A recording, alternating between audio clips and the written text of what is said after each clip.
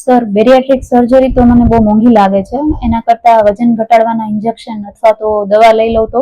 ચાલો એક નાનો હિસાબ કરીને જોઈ લઈએ. માની લો કે તમે વજન ઘટાડવા માટેના ઇન્જેક્શન ચાલુ કરો છો, તો 1 વર્ષની અંદર તમે કેટલો ખર્ચો કરશો? અને ઘણીવાર આ ઇન્જેક્શન થોડા મહિનાઓ માટે નહીં, પરંતુ લાંબો સમય પણ લેવા પડે છે. હવે જરા મેદસ્વીતાના કારણે બીજા જે ખર્ચાઓ થાય છે એ પણ ઉમેરીએ આપણે. જ્યારે મેદસ્વીતા નિયંત્રણમાં નથી આવતી ત્યારે માત્ર વજન નહીં, પરંતુ બીજા પણ ઘણા ખર્ચાઓ વધતા જાય છે. અને હવે સૌથી મહત્વની વાત, શું તમને ખબર છે મેદસ્વીતાની ટ્રીટમેન્ટ માટે બેરિયાટ્રિક સર્જરી હવે ઘણા બધા મેડિક્લેમમાં પણ કવર થાય છે.